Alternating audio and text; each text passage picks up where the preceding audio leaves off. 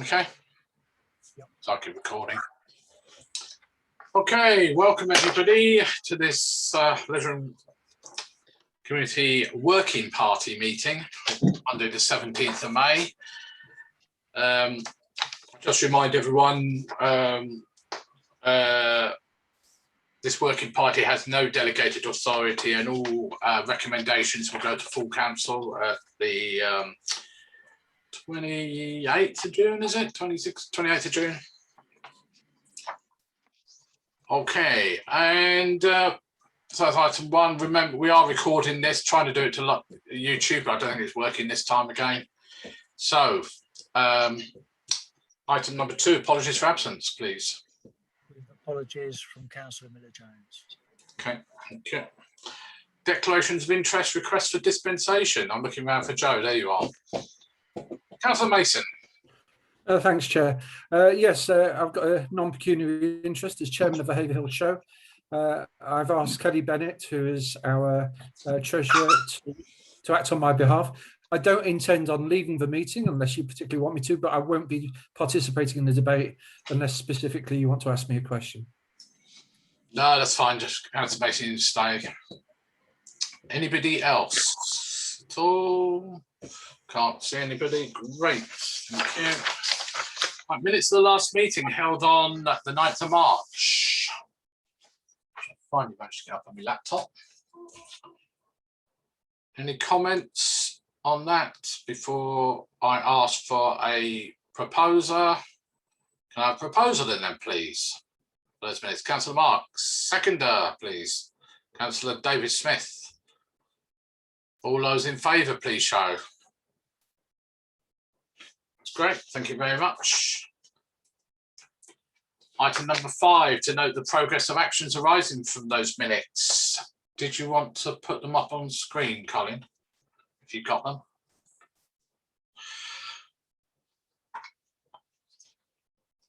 So nothing on page 76. Moving down to page 77. Alicia can update you on the railway walk bench project. Alicia?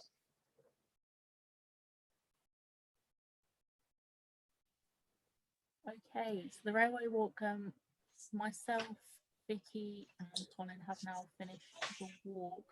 I did put together a report and at the bottom of it I included the budget for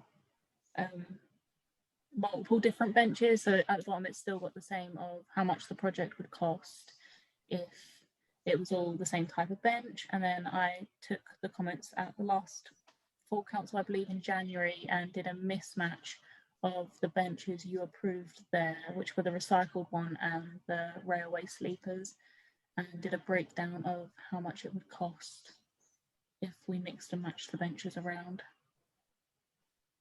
Okay.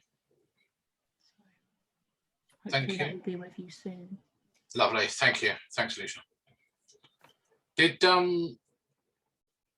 I presume we did get locality funding before the end of the financial year, Colin? Yes, we did. I think there's about £6,000 gathered together. Okay, excellent.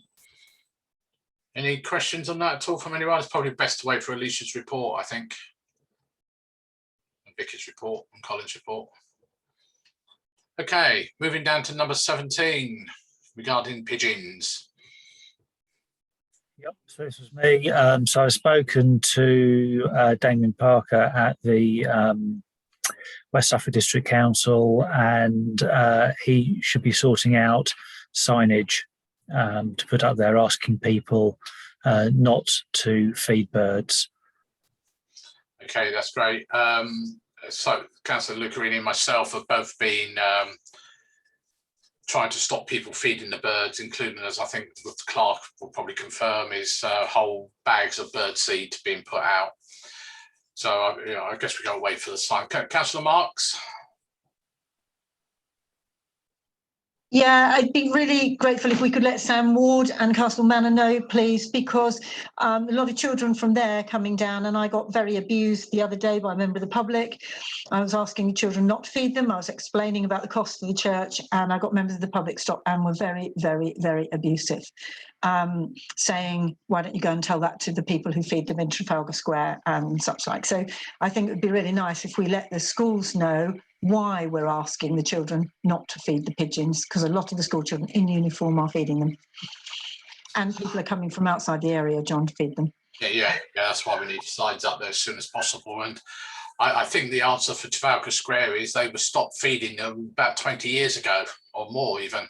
They get a fine. It's £500 fine. Correct. Yeah, exactly. Okie dokie. Anybody else on that subject? No, don't think so. If I look for things. Right, moving down. Have we got Nick yet at all? Not yet, no. Okay. Well, we'll get on to his report a bit later on, so I think a lot of this is related to that as well. So, so that's page 77, page 78.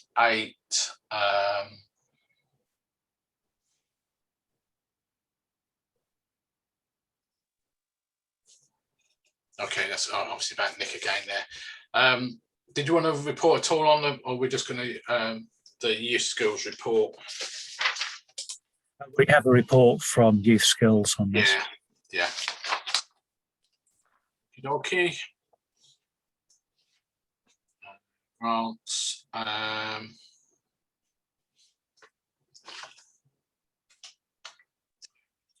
we done anything at all about the various pots that are available around Suffolk and elsewhere, like Community Foundation and CAS and all these people?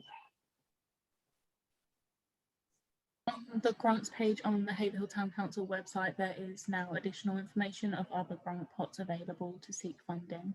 Okay, I haven't checked that. Sorry, thanks, Alicia. Okay, and the rest of it is just the standard reports that we get. Okay, everyone happy with those? Right, item 6, a public forum. Now we have, I've lost it again. Where are we? Oh yeah, Kelly Bennett's here. Did we, I'm quite happy to bring forward the item 9B for Bravo, which is for the Haverhill show, so Kelly can talk in the public forum. Unless anyone's got a dramatic disagreement with that, happy to do that. Just like that. Right, so we'll bring that item forward. So Kelly also sitting through for the rest of the meeting as well. So this is let's say the usual grant, but unfortunately last year was a bit of a dead loss, wasn't it? So this is the application for the Haverhill show of £2,000. Did you want to? Where's Kelly gone? Oh, you moved across there. Did you want to say anything, Kelly? I'm here to take questions from anybody who might have any about the show this year. Obviously, it didn't go ahead last year, and it's been an extraordinary 15, 16 months. So it was in case anyone had any queries or questions, or you know, I mean, from our point of view, we couldn't do it without the assistance of the town council, and we are very grateful for the support. We know it's been an extraordinary year, but we really believe that it's very important that we put on a community event in a safe and secure manner. It's been a long time since the town has been together. We haven't had Christmas shopping night and all of that kind of thing, all for the right reasons. And there's a lot of people to say thank you to in the town for all the work they've done this year. We've had a lot of interest. We sent out forms to previous charity good cause stands that we don't charge for, traders, entertainment, and that kind of thing. And we've had a really good response. So we believe that while it may look different in some ways, we're not going to have a dog show or a baby show this year because of marshalling and monitoring and that kind of thing. And the fact that the show is about 8 weeks away. We have far less time to organise. You know, we've done what we can, and we really want to put our plans into action now that today has come, and yes, people can meet in larger numbers, and the roadmap is moving forward. Obviously, there will be flexibility there should the worst happen, but we as a committee, we really want to put a show on that the town can be proud of and can bring the community back together again and let people say thank you. Okay, thanks, Kelly, for that. Councillor Brown, then Councillor Dave Smith. Yeah, thanks, Kelly. I'd just like to say thanks to the Haverhill Show Committee for all the hard work they do. You know, it's a great event, and I've organised small little events, nothing on the scale of the Haverhill Show, and I can only imagine how much hard work goes into it. So personally, I absolutely fully support this, and well done, and thank you for your efforts. Thank you. Thank you. Dave Smith. Yeah, I fully support which Councillor Brown has just said. I suppose the obvious question is, we funded £2,000 last year and the show didn't go on. Just wondered what's actually happened with the money last year? The insurance for the event had to be paid for. We did manage to reduce the costs slightly last year because we declared that we would only hold a car boot sale or two for the year, but we have nearly £6,000 worth of inventory, gazebos, the stakes and all of the other things that we hold to enable us to put the show on, that we have to have secure storage for and insurance for. When we did decide to go ahead with a car boot sale last September, we had to buy signage, hand sanitizer, all of the COVID secure things to enable the event to happen, one-way signage and that kind of thing. Again, because we didn't have any income apart from what you very kindly gave us in a grant last year, we had to pay for the storage for the equipment. I can send you a full breakdown of exactly what the grant was spent on because we've kept close records. But because of not having income from traders or anything like that, we still had to pay for the storage. Yeah, while you were talking, Kelly, I was trying to remember which meeting we had where Councillor Mason actually did bring up the costs of the event. Yes, yes, he did. I was just trying to look back through the minutes, which quarter it was. Unfortunately, I think we all forget that things I can't remember what we did yesterday sometimes. But well, we are able to secure cheaper storage this year. Obviously, we couldn't look at alternatives last year. No. It wasn't possible. But when you hold, people have invested in us. We have had grants for buying gazebos and flags and things like that. And when people have given you money, you need to look after the equipment that you have. Yeah. Okay, that's great. The only question I have for you, in the absence of any other hands up, is: are you expecting town council staff to be made available this year? We have been in touch with the town council with regard to PA equipment and things like that, so they are aware of the date and they have responded in the positive. That's fine, that's good, because I know from an earlier meeting that I think we've got I think it's on the agenda anyway. I saw it on the calendar is the word I'm looking for. That's fine.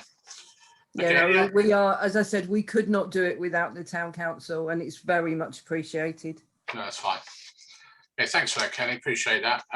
Any other comments at all? Councillor Marks. Only can you just remind me of the date, because I've forgotten to put it in my diary, sorry. July 4th, I believe. Sunday the 4th of July. Big American holiday for some reason, never know why, but yeah. I don't know why it's not in there, because I know Joe's told me already. Thank you, sorry about that. Throwing a few tea bags in the Stour Brook or something. Yeah. Sorry, Colin. You were asking about the report. It was in the November meeting. It was proposed by Councillor Mark, seconded by Councillor Brown. The Haverhill show be allowed to retain unspent grant funds for use in 2021. Yeah, I'm glad you looked it up. I'm trying to multitask here. So anyway, thank you for that. Right, so the Haverhill show is asking for £2,000. Any proposers at all? Councillor David Roach. And I think Councillor David, what's your name? Tony Brown. Yes, Mr. Chairman, sir. Did you want to speak, Councillor Roach? Only to formally propose. Quite happy to propose it. Okay, thank you very much. And Councillor Brown, you were seconding? Yeah. Okay, so we've got a proposer in Councillor Roach, seconded Councillor Brown. All those in favour, please show. I better put my own hand up, I suppose. Thank Lovely. you. Thank you Thank very you much very indeed. much. Appreciate that. You're more than welcome to hang around, Kelly, if you want to, or you've got better things. No, I've got lots to do with the show this evening. So if you don't mind, I'll take my leave. But Lovely. Thank you very much. I can't express how grateful we are. Thank you very much. Appreciate it. Thank you. Thank you. Any other members of the public, Colin? Sorry. No, there aren't any other members of the public. Okay, lovely. Thank you. All right, moving on to, you moved again. Where have you gone? Oh, there you are. Item 7, public art, to receive a written proposal from the marketing manager. Sarah?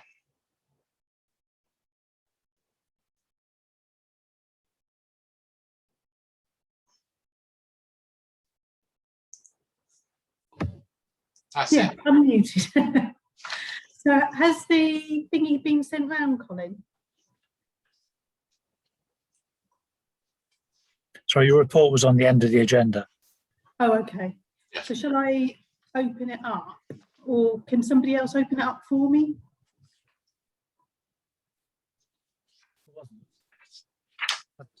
I haven't done that. Sorry, I'll find it for you and put it up.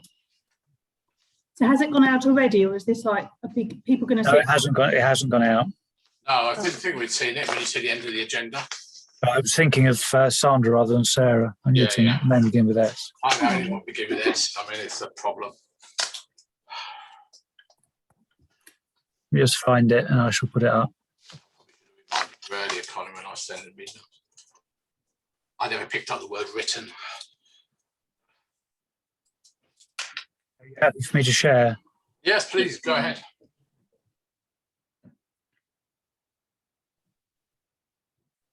So, Colin, can I do a next slide, or will it just? You can, yeah. Okay. You want it now? No, go back to the beginning. I need I'll point my pen at you or something. So yeah, a little bit of context. What can Haverhill gain from a public art programme? About 12 months ago, Nick and I had some discussions about how we could increase public engagement whilst we were shut. And there were various proposals that went forward. And this has come out of the one that was called Building an Artistic Community. And because I particularly have an interest in visual art and it was part of my degree, I asked if I could get involved on this particular aspect of it. And that's where things like the poppies on the trees and the art in the shop fronts, it's all sort of come from that idea. So next slide. So why would we want to have public art in Haverhill at all? The first thing is that it would give Haverhill a very specific brand as a vibrant and creative community. And prior to the lockdown, we've talked about expanding the art centre or relocating it. And that would, a public art programme, I think, would just help set the scene nicely and maybe give us a better chance of some external funding. The next one is to generate a distinctive character and positive personality for the town. places like Saffron Walden, Bury St Edmunds, they all have their character and their personality built in. But as we all know, the character in Haverhill, or the character that can be seen externally, was ripped out in the 60s, 50s and 60s, and we don't have any historic buildings or museums or a tourist trade. So a public art programme would give something for the people of Haverhill to really hang on to, and something tangible. We always talk about Haverhill being a really great community town, but you can't see community. Public art is something that is obviously visual.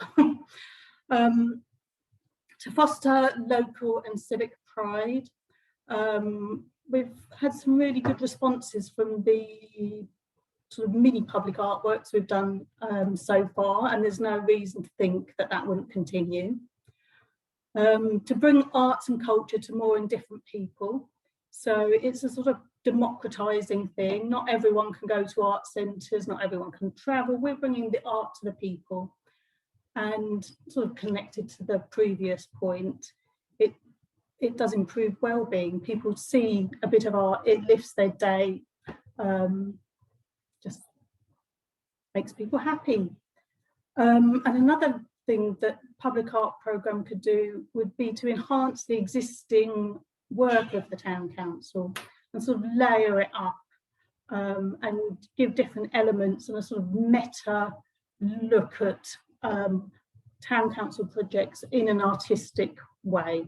So, for example, the Splash Park, Sustainable Haverhill, we can deliver on various different points of that, but build in different levels of artistic involvement and just make, these are just steps that would make, I've lost the train of my thought.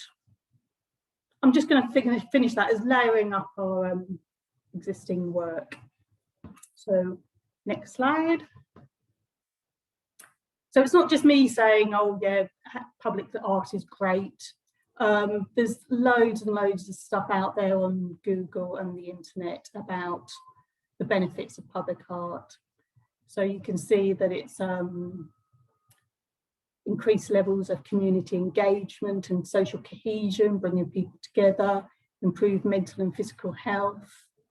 There's a lot of academic work about public art contributing to the economic development and health of an area. They get lots of publicity, so there's lots of reasons why. There's more out there. This is just like I just cherry pick some off the top. Next slide. There's various possible art forms, and I haven't been exhaustive here. I've just picked a few. So digital art, sculptures, painting and murals.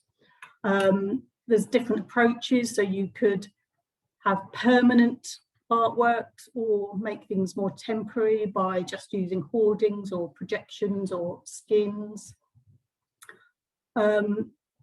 We can get creative input from local artists, or we can select artists to complete work on our behalf. And there are various possible themes.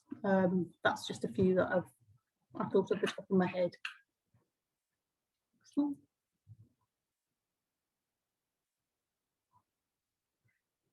So why should we do it in Haverhill? Well, I think a picture speaks 100 words, and these are all the approach, well, not all of them, a good few approach roads into Haverhill, and it's dreary with a capital D, really. We're a great town, and we should let everyone know as soon as they arrive and keep reminding them of it as they move around the town. Next slide. So what could we possibly do? I'm starting with the big stuff here, but this is some really ambitious, unapologetic, funny trompe-l'oeil that are, I think they go from Europe to Cuba. I'm not entirely sure anymore. But as you can see, the little girl on the side of the building, she's actually watering a tree, a real life tree that's located in front of the building. The houses is absolutely amazing. It looks like a proper, it looks like proper buildings. And these are really, really ambitious. They're funny, they're great. They're maybe what we could aspire to, but not quite yet, maybe. Next slide. Some other approaches. This is decoratives. The one in the middle is William Morris, so that's directly relating to the history of Walthamstow, because that's where William Morris came from, and it's got his classic designs in the background. And this was just to show that public art doesn't have to be graffiti, it can actually be really pretty and attractive. Next slide. Some sculptural street art. The one of the big bench is in Cumbria. I think that was done by, I think it was Silic Town Council, I can't quite remember. There's sort of a classic approach with the horse, which could perhaps relate to a Suffolk punch. And the pigeons are just a very little, quite easy sort of route in, I think. There's plenty of routes in. You don't have to go for the massive, ambitious things. You can start small. Next slide. Again, this is just showing there's so many different approaches. These wouldn't be out of place in the Rijksmuseum. They're quite classy. Next slide. And these are examples of public art that actually engage people and encourage selfies and a little bit of interaction. Some digital street art. The one of the wave is really astounding, but there's a lower rent option with the flowers in the tunnel. Also the street signs, you can see Ottawa's been really ambitious. Downham Market's definitely more interesting than the Haverhill one. And Hull's sort of taken a mid-ground with the 1930s type tourist poster.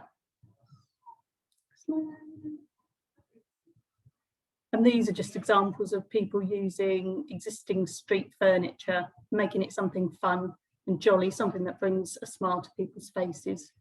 Those ones on the right are massive silos. Yeah, that speaks for itself. Next slide.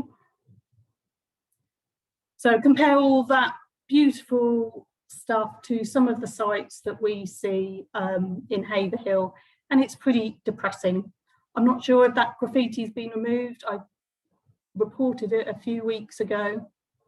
The fence, just as you come up from the railway walk, that's got racist graffiti on it. I mean, it's pretty depressing. Next one. These are examples of our buildings or buildings that we use, which might be an easy in for us.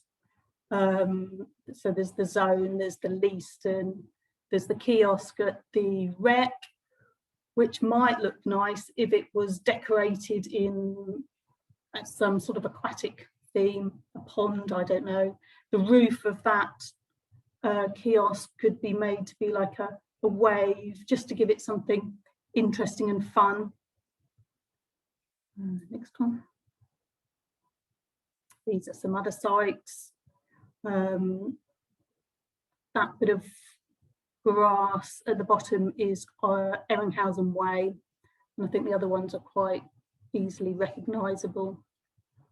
The bridge over Ratting Road, something that I thought might look really fun is to have some wildlife, so it's reflecting the railway walk and the wildlife that you see in town, and it'll be like pheasants and a chaffinch or something all sort of walking over the bridge together, and that could be done quite easily on plywood, which could be sort of sandwiched to the boards, sandwiched to the railings, very cheap cost, and it could come down whenever whenever we wanted it to. So it wouldn't be a permanent thing at all.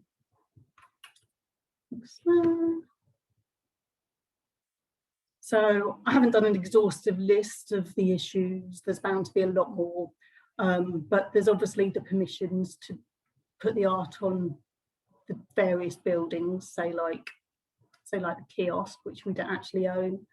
The ownership of the artwork itself needs a little bit of attention. The maintenance and the public reaction, but because we've had such a good reaction to some of the things we've done before, like the poppies and the shop fronts, I don't think it would be a problem. I mean, there were a few naysayers, but not that many really. So funding sources, the arts and leisure and marketing development budgets could be utilised. Councillors' locality budgets. There's the potential to crowdfund, and various organisations do give out funding for public art. The Esme Fairbairn Foundation and the Calouste Gulbenkian Foundation, for example.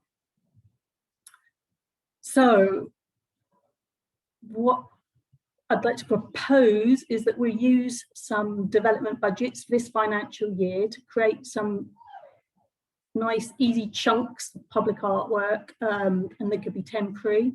They could match in with Nick's Street Life event. It could be semi-permanent. And then this, if everyone likes it and it goes down well, would enable us to learn about the processes, engage a bit of public opinion, and really invest some time in something that will put Haverhill on the map. That's it.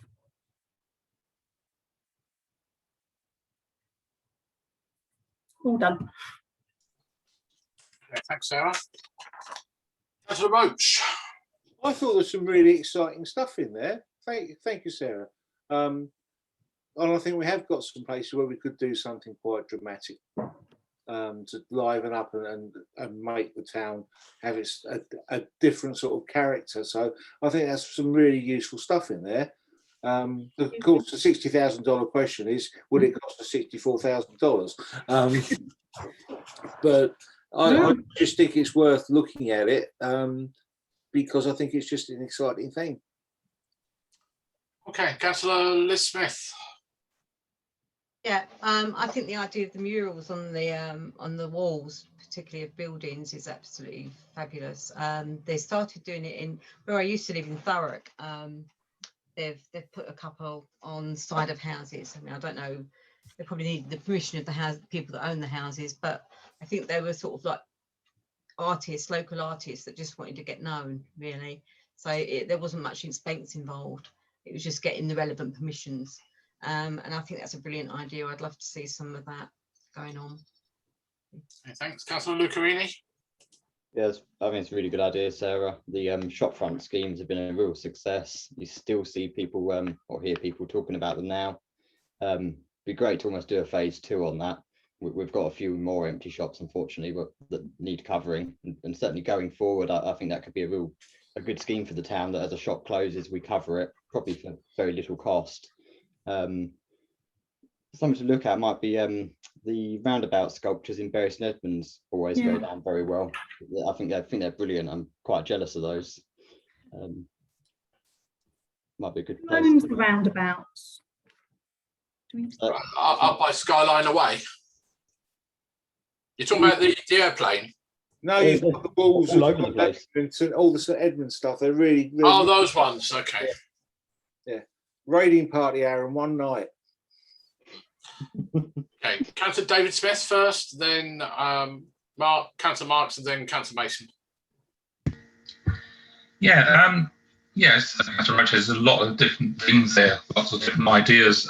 Would it be better though to sort of perhaps concentrate on one specific area, which would give Haverhill a unique selling point rather than just being like a scattergun approach? I mean, if you look at, I think it's Harlow, which is now known as the world's first sculpture town. You know, is there anything that we could do to make Haverhill known as the so and so whatever town. Just something to talk about the town.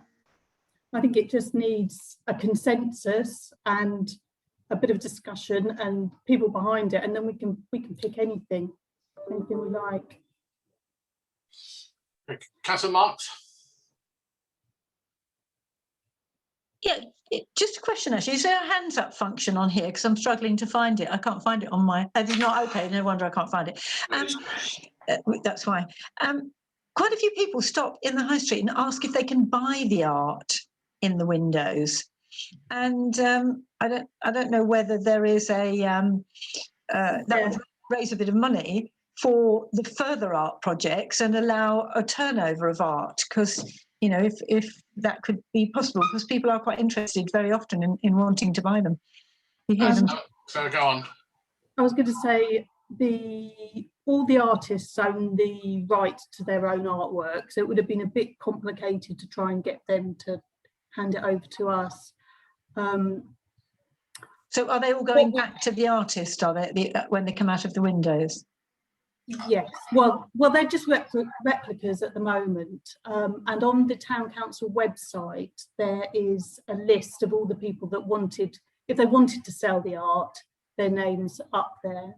If we were going to do it again, John and Aaron and I have discussed this, we'd probably put a QR code on the shop fronts, and then it would link to people directly, and then we could take a percentage for publication. I'm sure there's ways of raising a bit of money through that, and even if when the screens changed, the artist agreed that we could sell the screens and 50-50 or something. I think there's an opportunity to raise a bit of money for that. Just one obvious question is, you're looking at railway arches and things like that.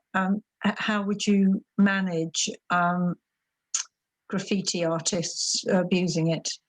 Is there a way of managing that? Because obviously it's managed in other towns, so maybe there is a way of managing it. The shop fronts, when we were first talking about that, everyone was saying, oh my God, how long are they going to last in Haverhill? Someone's going to have them down in weeks or whatever. And we didn't really get any vandalism or anything from that. But it's definitely something to look at and be aware of and think about. Yeah, we'd need a plan where that's concerned. As Sarah says, if people are interested and those artists are willing to sell a copy of their thing, there is, under our services on the town council website, there is all the images. You can click on them and it will tell you the contact details of the artist if they're willing to sell a copy. The actual shopfront images themselves cannot be reused. They stick on, they basically come off and that's it. Sorry, Councillor, who do I have next? Councillor Mason, I think it was, wasn't it? Yeah, thanks, Chair.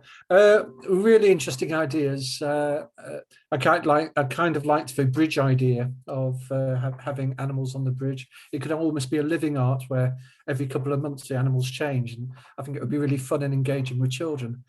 One of my thoughts was I'd be really keen that it wasn't town centre centric in terms of the whole community. There are opportunities for the whole community. From the Leaston to the Chalkstone to the North Ward, there are opportunities for people to have their day raised by having exposure to this. And not every day do people necessarily go into the town centre, much as we would like them to. But I'll be very keen. And I also wondered whether there should be almost like a town dressing plan, because the Sustainability Committee, I mean, I don't sit on that committee, but I think some of the plots of land that you were showing, there's great opportunities for plant-based alternatives, which in their own form can be living art.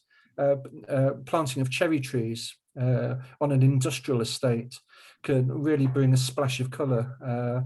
And indeed, some of our communities where originally they had planned cherry trees and they've died, to actually bring some of the roads, I'm thinking of Chapel Drive, some of our estates back to life with living art, not just necessarily sculpture.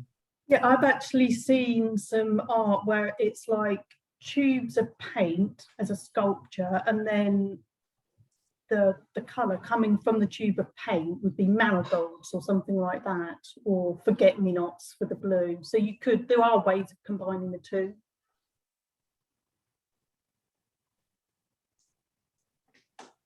Yeah, okay, thank you. Anybody else commenting at all?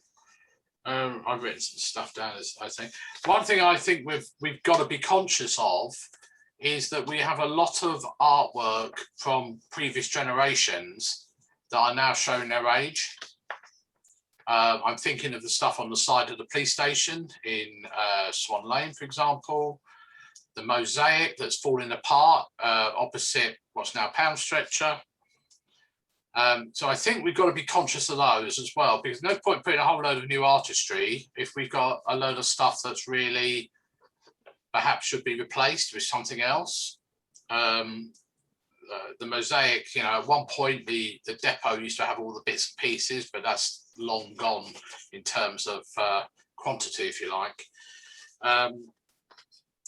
One thing I'd be very keen to see, and I've seen it many times particularly up at Samuel Ward, is the kids up there, young people, are tremendously brilliant graphic artists in all kinds of manners. Yeah, and I really would like to see homegrown talent used rather than us paying somebody outside from a professional point of view. We saw it a little bit with the shopfront scheme, but I think, you know, when I've been up to exhibitions up at Samuel Ward, you know, you just look at these things and you think, wow, you know, and these are like 13, 14-year-olds. So I'd really like to see that done personally. I suppose the obvious thing I was going to say was whatever happened to us artistry on the bike racks, which we hoped was going to be done by Easter. They're still bland bits of wood. That would have smartened up our high street quite a lot in the town centre, and I'm conscious of what Councillor Mason said about town centre, and I fully support we need to speak as a town, not as a town centre. I've always said this even about the master plan. So I support the concept certainly, but I think we need to be conscious of what's around, and I am conscious, as been mentioned, about putting things up in perhaps obscure places are not frequented that often, that end up being graffitied when we've got no means of finding out who's done it or anything like that. So I'd be very conscious of those areas. Yes, we need to clear the graffiti up, certainly. And I'm conscious that we really need some sort of effort done on that now coming out of COVID slowly. Thank you. Anyone else got comments at all? So where do we go from here? Are we committing physical funds here, or funds that we've already got? Colin? So in the annual budget, there's £2,000 in the development fund that Sarah referred to at the end of her report, and the Arts Development Fund and Leisure Development Fund has £10,000 in it. That's not that second figure. It's not exclusively for arts development, but certainly the £2,000 is a chunk to begin with. I don't know whether Sarah feels that is sufficient for a small scale trial, as she suggested in her report. One cuts one's coat according to one's cloth. Oh, I lost that, Sarah. I cut my coat according to... Oh, coat cuts. Okay, sorry. I think if you don't end up having to spend lots of money for third-party artists, then I think we ought to look at the schools, what they're doing. You know, they're all none of them been able to have GCSE exams this year or A-level exams. They may have some artwork that we think is wonderful, and I'm sure the same applies to Castle Manor as well. Sorry, Councillor Brown. Yeah, Sarah mentioned in her report around other organisations that could potentially supply some funding. I hope we can really pursue those to get as much as we can for the town would be great. And again, that may be stuff what we were looking at, we mentioned earlier on about the grant funding, like the Suffolk Community Foundation. They always have little pots of money that people are quite happy to spend on artist type related stuff. So that's certainly one that we ought to be trying to. And Colin's sort of smile on his face, but I'm not so he's going to say anything. Sorry. No, there's Molly in the Oh, very Molly, face. sorry. Okay. All right. Sorry. Okay. So I guess I need this is obviously a recommendation to full council, I guess. Again, or are we saying now under delegated powers, Colin? Well, it seems to me that if you want to make a recommendation to full council, then and given the number of people in leisure and community would command a majority in any case, that would give Sarah the confidence to go ahead, and it won't cost anything in the first instance to actually plan something. And as Councillor Brown pointed out, it'd be good to leverage in some external funding, for which, of course, you need a proposal to capture the imagination of that potential funder. So if you're saying you'll make a recommendation, then Sarah can actually get on and perhaps come up with a pilot plan for something, as was suggested, perhaps something fairly small scale to begin with, but impactful, rather than lots of things at once, but see how it goes. Obviously, if you're thinking of some towns have art trails and particular things they've done, but you need to have some form of theme.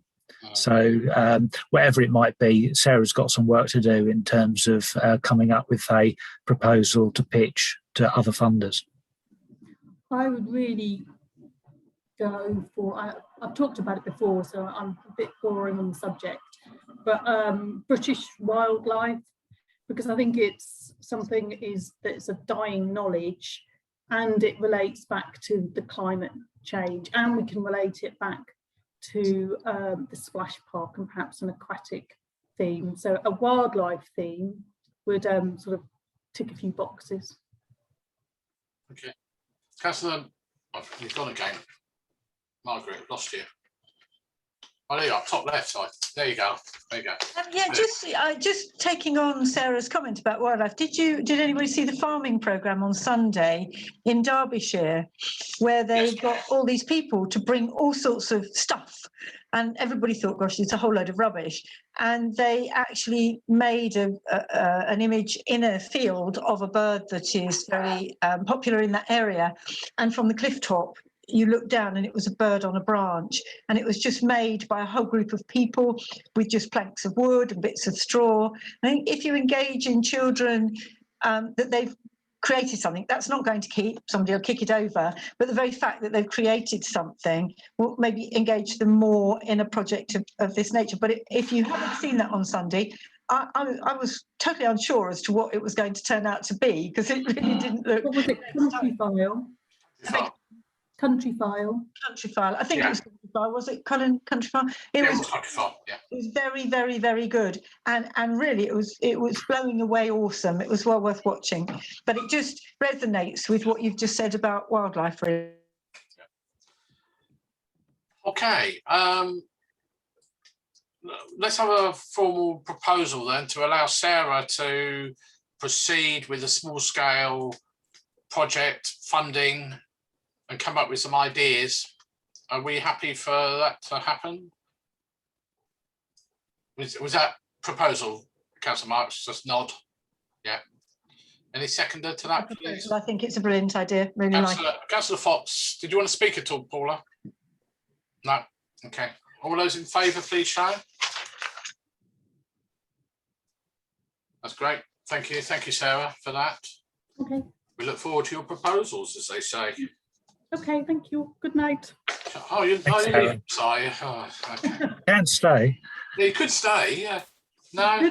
I could stay, or I could go walk the dog. Okay, go walk the dog then. Yeah. Sorry, dog takes precedence. Okay, yeah, I know. Take the run.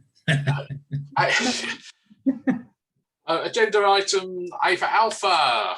The Arts and Leisure Managers report. I've seen Nick somewhere where it keeps moving about ourselves. We've all got his report on the end of the agenda. Did you want to say anything, Nick, at all? You're muted. Is it possible to have it on the screen, please? So I haven't got it here. Yeah, Colin's going to do it for you.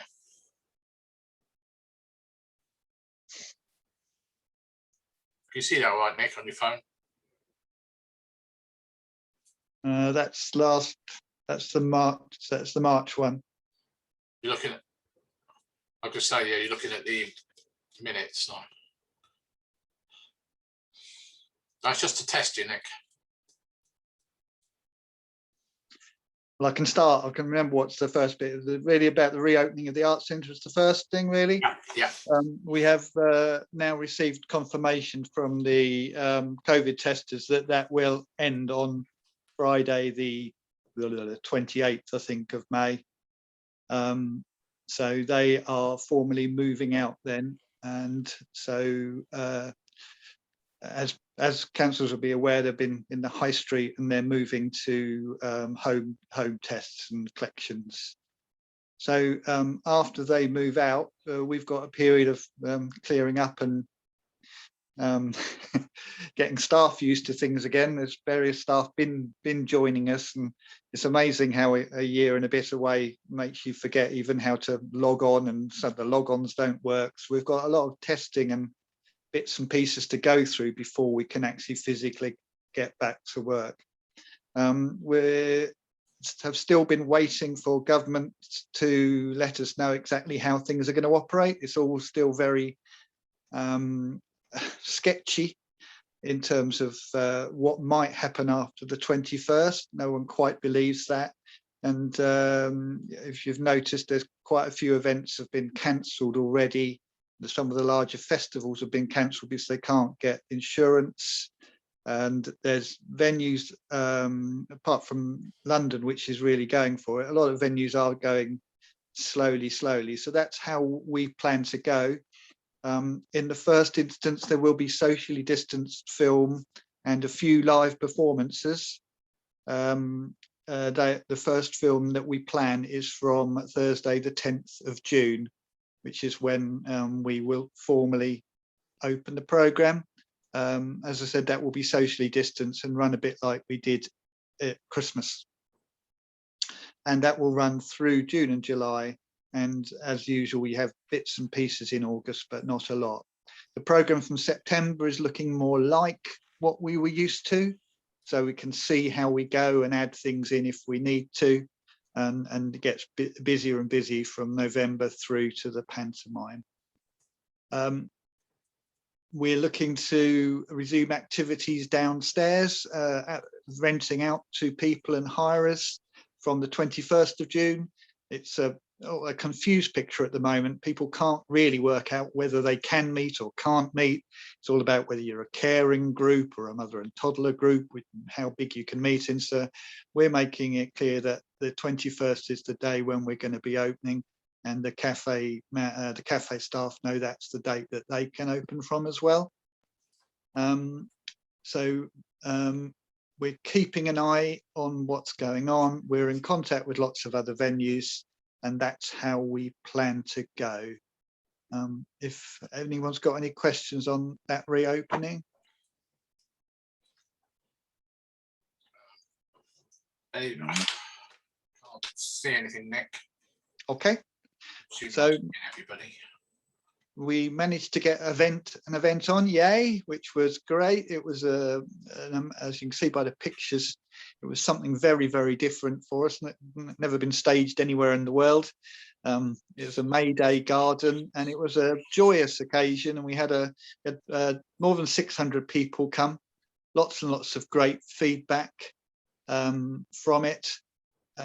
We learned from our previous events that we did on how to do it, and there was lots of wonderful engagement. Even though there were less people attended than some of the other events we've had, it did mean that there was some fantastic engagement with the kids, and especially the younger ones were just fascinated, and there was a sense of wonder, which is what it was all about, really. So we were really pleased to be able to put on that spring trail event. Thank you to those councillors who were able to assist on the day as well. That was very useful. Thank you. The summer events programme, I'm going to have to do this from my memory here. I did send around a bit of a grid afterwards, and I saw Councillor Burns in his other role last Friday evening up on the Chalkston, and he did say, what are all of these things? And so I'm just going to attempt to run through them, really. The summer events programme is... On screen? I can do, yeah, if you Yeah, can go, get yeah, go ahead, Colin.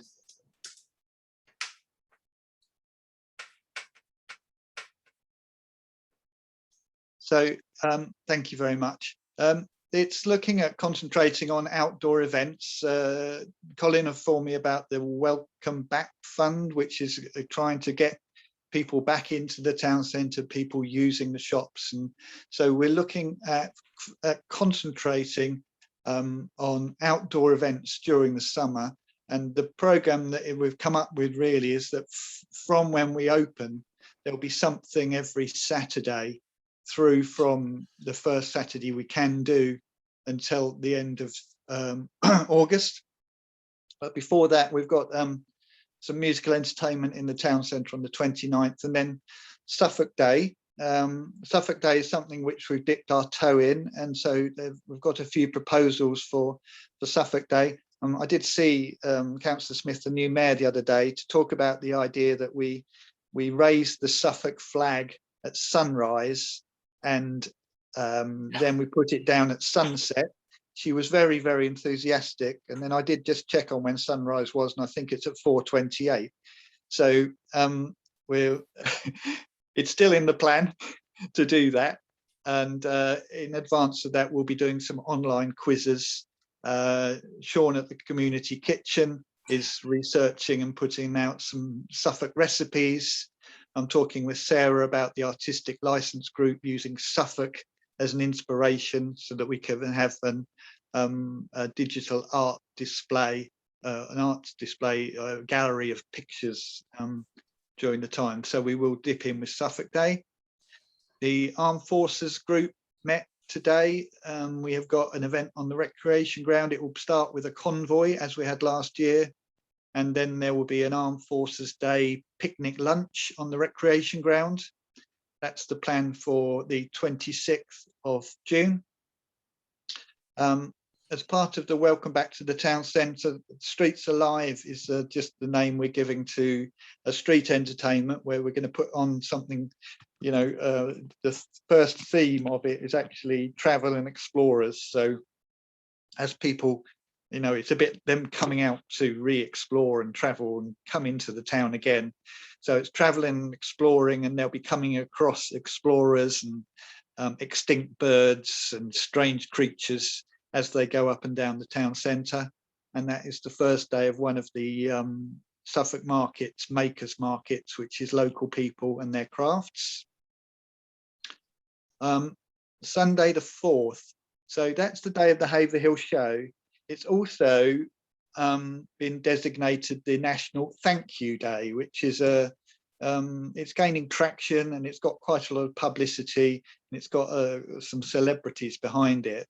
And the idea of this will be to have an event which is Haverhill's thank you to those people that worked through the pandemic, the different, you know, the NHS, the shop workers, the market traders, teachers, council staff, those people who worked through the pandemic. And we're looking at having a parade through the town centre, a bit like the Remembrance Parade, which will end up at the Haverhill show. So I met with Councillor Mason in his role of the show committee the other day to talk about this, and it does seem like the two events could segue together. It's quite likely that Thank You Day will always be the first Sunday in July, so that we can make those two events work together, and we might choose to say thank you to different people each year. So hopefully that will catch the imagination. Saturday the 10th is a buskathon, which filling the town centre with local buskers. and groups, which so that as people walk along the street, it's not just one in a particular place. We're hoping to have a large amount down there. New Recruits Day is probably just going to move to Saturday the 17th. We looked at the Friday in the High Street, but there is an issue that we wouldn't be able to get cars into the High Street to set up. So we're probably just going to move that to the Saturday. We're aware there's a large number of groups in town who haven't got new members, and some of their old members have either got too old or have left. So we're working with Jill Moss from the Volunteer Centre on this project to invite groups out. So it's a bit like a freshers fair for Haverhill organisations to try and get new members. It won't be called New Recruits Day. It's going to be something to do with membership or something of spare time activities. Streets Alive 2 is a second street festival day. Cars on the Square is the markets working with the local young people and having their cars. Picnic in the Park, we're looking at the annual event in the East Town Park. Makers Market, an open air paint party. That's working with the Friends of St Mary's Church.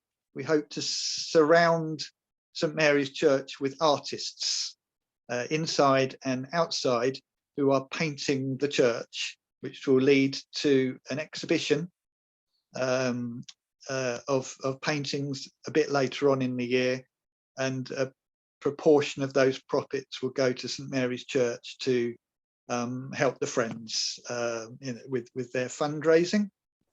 Chalkston Fun Day, Leiston Fun Day, and then on 21st we're looking at a stilts festival. So that's a street day but just using stilts. And towards the end of August, an exciting development is working with the local, you know, now that Queen Street is Rue de la Reine, it's very continental. It would be working with the town centre restaurants and cafes to have an international street food festival with entertainment. And we're already in contact with a number of the groups there. The other things on there are the Haverhill Arts Centre out of doors, which I'm looking at seeing whether we can use the Scouts and Guides place. So it's a wide-ranging programme. It doesn't require any extra funding. It all fits within the funding available that we have at the current time. So if you have any questions on any of those events or about anything during the summer, I can answer those. Councillor Brown? Yeah, thanks, Nick, for your presentation. Is there any update on the classic car event that we normally have? Have you heard from them people at all? No, I've contacted them twice, earlier in the summer and more recently, and I haven't heard back from them. They had quite a big change in their committee just before we couldn't do it last year. Their entire committee changed and all of the old school guys left the group. Oh, wow. So I have tried to contact the person who was my contact, but she hasn't got back with me. So unless she comes back quite soon, then that event won't take place in the same format this year. But if she does come back and is interested, we could look as to whether we might incorporate that event into some of the other events. Councillor Marks? Yeah, a couple of things, Nick. So just on that Cars on the Green event, Andrew Smith, Councillor Andrew Smith, who is a district councillor, they have and I've forgotten where he lives. It's just gone straight out of my head.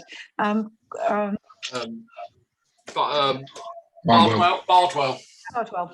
And he has a classic car event. 2,000 people attend it, and you might want to talk to him about asking him who organises his. It's really successful. It's done every year, and his is done on the 30th of May. really big event and fantastic. Well worth going over to have a look if you like.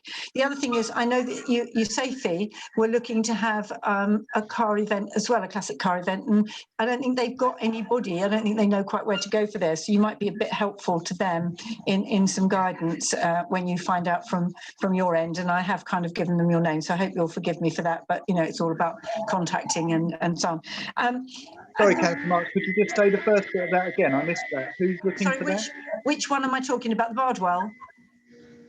No, you said someone is looking for a classic car event. Yeah, the United States Air Force at Lakenheath. They were actually looking to host one. I'm not quite sure. Well, I think it felt well, but not sure. But they didn't seem to have any contact, so I've given them your name. So please forgive me if somebody calls you and says we're looking for somebody who can help us with a classic car event. But I just think it's quite useful if we're all very inter-supportive in these things. It helps everybody. Yesterday, I helped somebody who couldn't find a venue to practice their jazz band, and they're going to use my home, which is fine. But they did ask me, do they need a license to busk in the town, and who do they contact if they want to busk in the town? They're professional, they've got all the gear and all the jackets, they've been playing for 40 years, I think. So again, I've given them your name, but in the chat function, I've just put Keith Humphrey's name. He's the leader of that jazz band, and they sounded really very good yesterday. So you might, I don't think they were looking for any money. I think they just want to look to do some more things for the town as well. So on your, I wondered about your street party one, where you're looking at the, you know, combined street party. That might be one where you want to talk to them. But I've put his name in the chat function for you, and he's the leader of that jazz band. And actually, a lot of people saw it on my internet and actually want to, who are professional players, and want to come along and actually jam with them. So they could actually end up getting quite a lot bigger. Thank you. Just stood there with the cars on the square. That isn't going to be a classic car event. That is the local young people with their cars. So that this is a that is the plan. This isn't a town council event. It's working with Sharon Fairweather, who has been approached by the young people who have their souped up cars, which they like to show to people. Councillor Lucarini? You can tell how you can tell how old I am, Nick. Sorry. Councillor Lucarini? Just to come back on the busking, Margaret. West Suffolk Council doesn't license buskers; that they're free to busk wherever they choose. Into trouble by choosing just to come on a Saturday and busk in the town. I guess they might need electricity, and I know we have electrical points, so they may need to talk to Nick anyway, won't they? Yeah, that'd be different, but they in terms of actually busking, they don't need to contact anyone. That they can just turn up and start busking. They need to talk to West Suffolk if you're talking about electricity. We don't control the electricity boxes. All right, but they might want to coordinate with Nick with this program. Well, the best person to talk to is actually Sharon in terms of that, because she's the one who controls all that. And Sharon is obviously talking to Nick. Okay, maybe you can talk to each other, Nick. It's probably easier if a local person talks to you, and then you can talk to Sharon if you're happy with that. Yep, fine. Councillor Paul Furman. Hi, Nick. For the Armed Forces Day, you're going to put anything on social media pretty quickly, or? Yeah, there will be. So we had the meeting today. So we've now we've firmed up everything, and so we were waiting on timings just so we knew what was going on. So Sarah will be getting going on that as from this week. Yeah, and Councillor Brown will be is sorting out the lovely the convoy point of view. Just wanted to get a post out to the local school clubs, because a lot of people have things lined up now. Yeah, we're just finalising the route at the moment. Lovely job. That's all I need to know. Councillor David Roach. Yeah, thanks, John. Just a note from Max, really. Ian Westrope sorts out the Haverhill Classic Car Show, so he might be a useful point of contact if Lakenheath wanted to talk to somebody, because he organises our annual one. Would you mind pinging me across any information on that, David, so I can? I think Nick's probably got his contact details. Okay, thank you. If somebody could ping that to me, that would be helpful. Thank you. Councillor Liz Smith, then Councillor David Smith. In my diary, I've got a bit of not a clash as such, but I've got down the 21st of June Yeah, as the day the flag raising 2 p.m. I think you were saying. that's the Armed Forces Day flag. Yeah. Yeah, but then Same. obviously the Armed Forces Day thing on the Saturday the 26th Yes. is something separate, I'm assuming. Yes, that'll be on the recreation ground. The one on the is for the Market Square, but 21st is also Suffolk Day as well. Yeah, so I might be out 3 times during that day. Yeah, I'll be starting seeing. at 4 I'll be seeing you down there at 4 o'clock in the morning. Yeah. Actually, it'll be slightly after that time than Nick mentioned, because of course that's actually sunrise, which is not the quite same time as when you actually see the sun coming over the horizon. Oh, okay, that's fine. Yeah, I think for my navigation days. I think I'll book the day off work that day. Yeah. Okay. Okay. Councillor David Smith. Yeah, Nick, I just wondered if you give any thought to the beer festival this year, whether you're planning that perhaps later in the year. I don't know. Yeah, definitely. We would be looking to put it in. Just really waiting on the government, really, on guidelines, so we can see what kind of event that we can run. But there's a few spare times during the year where I'm looking to do that. I did speak with Nethergate the other day about the idea of it, but we just have to wait, really. I can't see anybody else putting their hands up. Just a couple of things from me, Nick. The out of doors events you've got penciled in, if you like, and I know you talked about the Scout Ground. We're not planning to do the music night we were talking about on the Market Square now for like the weekend. This is a provisional list. It's still very unclear as to whether big mass events are going to be the way to go. So these are provisional. It's possible that we could still incorporate one Saturday evening event on the square. Okay, that's fine. That's fine. The out of doors is the issue with that at the moment is because the Scouts and Guides ground is now open and being used again. On some weekends, it's got camping on, which would stop us using it. So I'm just working with them at the moment to try and find which weeks we could go on there.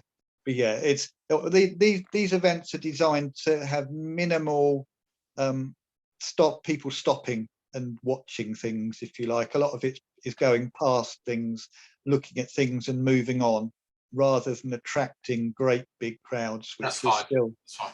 It's just I have been asked a few times recently, you know, have we got the tribute nights this year? And I keep saying to probably not, for that exact reason that you just mentioned. The other thing I would say, which I've written down here somewhere, is, you mentioned New Recruits Day not being on the Friday. Of course, remember you can still get up the high street before 10 and after 4. What we find is that local organisations don't want to be there for that long. Right, depends on where they want to go. You know, if we did want to do it on the Friday, we could obviously got the Market Square as the market's on. What I've talked with Sharon about is and Jill is we push it for the Saturday, and if we get really busy, we try and push the adult groups into the Friday. Right. If we go for the Saturday and see how much we get, and then we can work backwards if we do get large numbers, especially of the groups which attract the probably the older age groups. And the only other comment I was going to make is, you know, a lot of artists, as you rightly said in the past, have not had any work for 12 months. Is making sure we do spread the load, if you know what I mean, in terms of using art. Don't keep using the same artists and agents all the time. Try and, if we can, spread the load. Because I'm really keen that you know, we offer facilities to as many people as possible out there. Yeah, we tend to work with people who can supply us with some good quality artists who I can be sure that what we get from them is a good quality of performance and a good quality of work. So yeah, I'm always on the lookout and always looking around. But there are some people who work with very good people. Okay, Councillor Marks, do you still want to talk again? On the beer festival thing, just to let you know, the camera one at the Apex, the really big beer festival, is already. I've already signed up to do some work there this year, so they've already started recruiting for the beer festival, the camera one at the Apex. Just so you know, Nick, that one is going ahead or planned to go ahead. Have they got dates for that, Councillor Mark?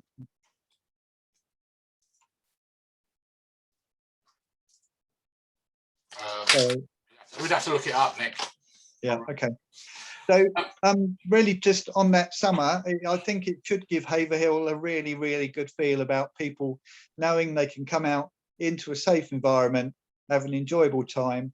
And I don't think there's been many towns which will be putting on such a sustained period of activity for people to make use of in the town.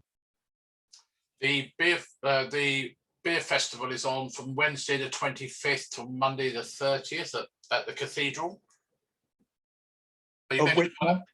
That's in Bury. 25th. August. Sorry, 25th to the 30th. But that's not the. I don't know if that's the one from. No, that's the camera one, which is the one I think Councillor Marks is talking about. Yeah, they moved out of the Apex into the cathedral. Yeah, that's right. So that's 25th to the 30th, Nick. Thank you. Okay, thank you for that. Could just move do you back, want to go back to the thing, Colin, the agenda for next bit? I'll rush through this last bit because I know there's more meeting to go. So. Where are we? Marquee project, don't I? So the Marquee project won't be coming to council in this particular year. The costs that we had obtained were getting more than we might have expected, and also because the council isn't able to commit to new projects until the end of June, we would miss the key time anyway, so we would have missed a lot of months. So looking at possible other options, maybe smaller scale for future years, but the costs that were for the large marquee, the storage, getting toilet block in it, getting a stage in there, and maybe constructing a bath in there, we're getting into the many tens of thousands, which would been unlikely. So I did have a chat with the town clerk about that. Won't be bringing that to council this year.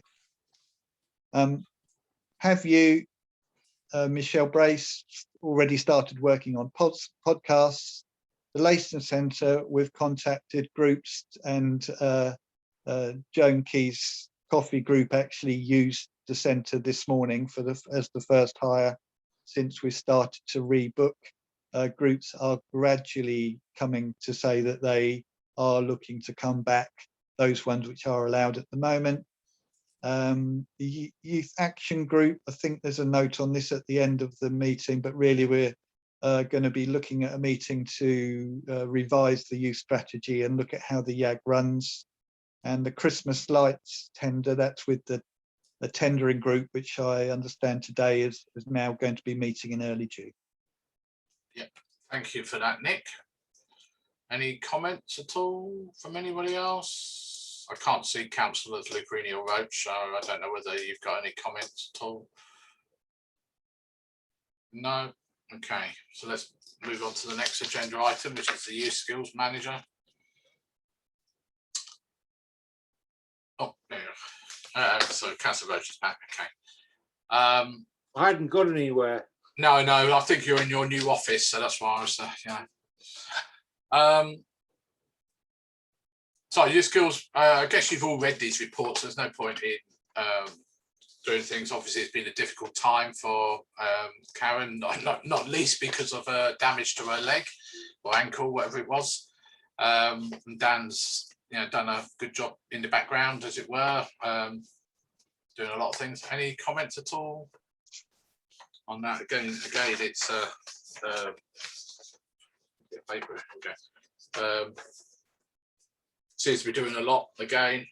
It's going to be interesting with the lack of GCSEs and A levels. I was up the Summer Ward last week filming some young people for their exams, And it only seems, 5 minutes ago I was filming in the earlier years for them. And I think they all would have liked to have seen some proper exams to be assessed on. But anyway, we'll see. I've seen some of the output on Facebook from the young people at the community kitchen. I just don't know what happens to that food. I really think it should be offered around because it looks really nice. Okay, so we're going to move on to which is the zone and use side of things. Zone opens next. Not going to. When did opens Saturday? Is it next Saturday? I mean, Colin, can you remember? Anyways, it opens in about a week's time. Anyway, Councillor Brown. Yeah, thanks, Chair. Went past there the other day. It still looks pretty bland out there. It'd be nice to be able to get some signs up there, to welcome youngsters in and to advertise it. I don't know if we can do that. Yeah, we lost a couple of signs, so I'll have a conversation with Sandra and get those reordered. I did think that's one building that Sarah's suggestion for turning it into something bright and cheerful would be quite well within our gift to do, as I'm sure the landlords won't have any objection. Yeah, and as it's been alluded to in the report, Ben and Dylan have done apparently a really good job of putting all the new lighting in up there. Yeah. I haven't been up there since they've done it to have a look, but they worked hard on that, which is good. Anything else on? Oh, excuse me. I wasn't able to attend the last YAG, so I don't know where I was, but somewhere. Any further comments on those of you who haven't got your cameras on? If you do want to speak, say anything, please put your hand up.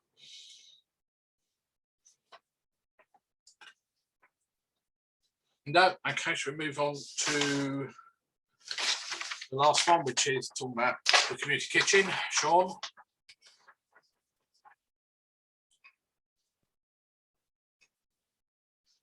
I put him in contact with a local market trader, which he does mention.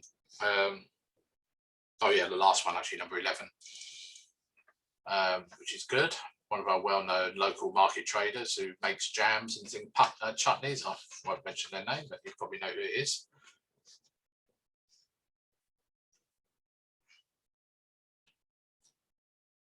As I say, from the Facebook thing, I've been seeing young people up there cooking things, which is good. The only thing that I mentioned to Sean a few months back is we need to make sure that the town does know we have this facility, because I'm still getting people saying to me, it'd be nice if we had such a facility in town, and of course we have. So, okay, any comments on that at all? Can't see anything. Thank you very much. Okay, move on to item 9 alpha, which is the application by the gymnastics club for a grant of £3,360 for I'm trying to remember what it's called, a something pit pro or something, air pit, that's the word I'm looking for. Which I guess is one of those things they all bounce into at the end of jumping over some bit of apparatus that stops them hurting themselves. So, any comments, please? My only comment on it, I suppose, was I have spoken to Kevin recently about other issues regarding the actual location of his gymnastics club, but it would have been nice to, I don't know whether he made any effort to go elsewhere, as Alicia's put all that grant stuff up on our website, to even just fund part of it. Like, I don't know what you call it, it's not Sport England, is it Gymnastics England or something like that? So, what do people think? Anybody want to propose? Councillor Brown? Yeah, I'm happy to support. He's got 500 odd members. It's very, very well thought of in the area. It projects a great image for the town. It keeps youngsters fit, etc. So, I'm quite happy personally to support this. Well, I was gonna propose it, but you beat me to it, so I'm gonna second it now. So all those in favour, please show.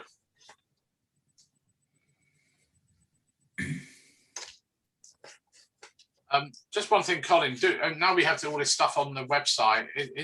I don't know how active we are if somebody does put in a grant application, whether we ask them whether they've, I know we have it on the form, but have they actually checked the website to make all the other funding streams? Do we point them to there now, or? It was hard enough getting him to find our own application form, to be perfectly honest. It's not something we currently do, but it's something we can certainly add on to the form if you wish me to. I can make an adjustment to the form. Yeah, I think it'd be worthwhile just to say, these are, I'm not saying they should, but I'm just saying that, it may be that they don't have to spend so much of their own money, for example, if they can get it fully funded from somewhere else. Would members like that question to be added to the form? Well, you've already got it on the form, haven't you? I'll put it down somewhere, where it says, "Have you applied elsewhere?"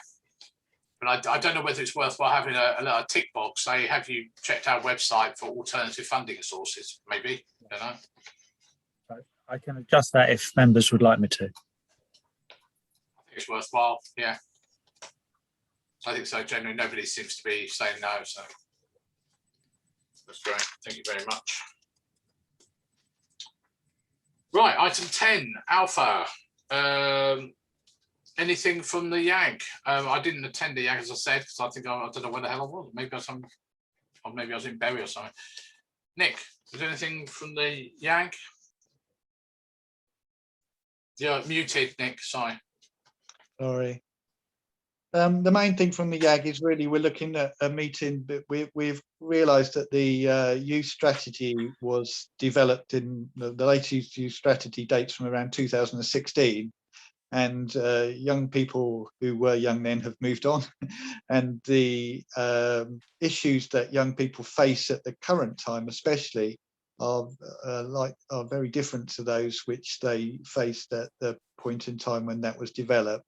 So we're looking at having a group meeting to discuss how we might redraw the strategy, building on information from young people, and also how the YAG is put together and managed. It's been the same for a large number of years. It's been a very effective networking group. It's been a very effective action group, but it could be, we've recently started to put together subgroups and things like that to have specific focuses.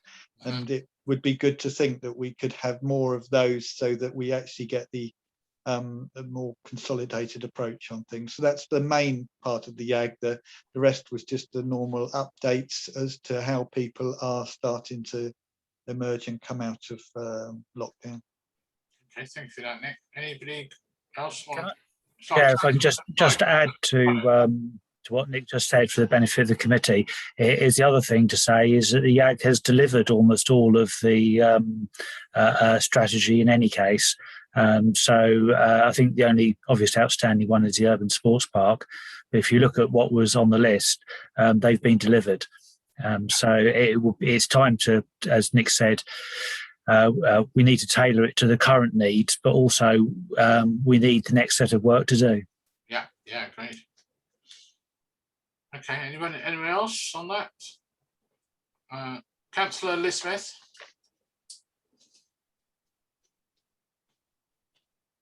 Yeah, sorry. The Youth Action Group then, who sort of who members of that? Is it just made up of councillors or other groups, or? No, it's a combined group of councils. Councils are represented on it, but it's anyone who is involved with young people. We've got the Kangle on there, Abbeycroft Leisure, It goes wider than that, goes to the libraries, it goes to Live Well, it goes out to a number of other groups, really. It's an open group. Schools. Right. Schools as well, yeah. Education is a key part too. So Okay. it's a wide, you know, you'd be welcome to join one of the meetings, Liz, so you can see. Yeah. It's been a very useful group, and people find it especially useful for networking. And you know, when we used to get together, the bit after was just as useful as the bit before, if you know what I mean. Okay, is that the bit of the pub afterwards, or? Not quite, because it's normally in the morning, 9:30 in the morning.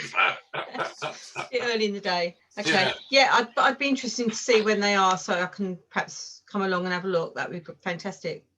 Yeah, one of the fallbacks has always been that, you know, it's been adults talking about young people.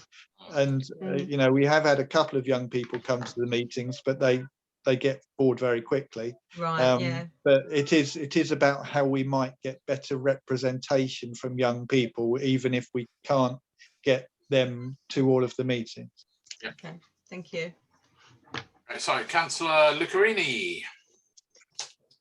Yes, so I've enjoyed going to the YAG meetings. I think they're really useful. But it is just how we actually get the youth involved. The YAG is very good at bringing together different organisations so they can talk together. But the youth is always lacking from them conversations. I know the YAG is probably the wrong place to bring the youth along to, but maybe there does need to be a subgroup going forward where schools can bring students along to talk.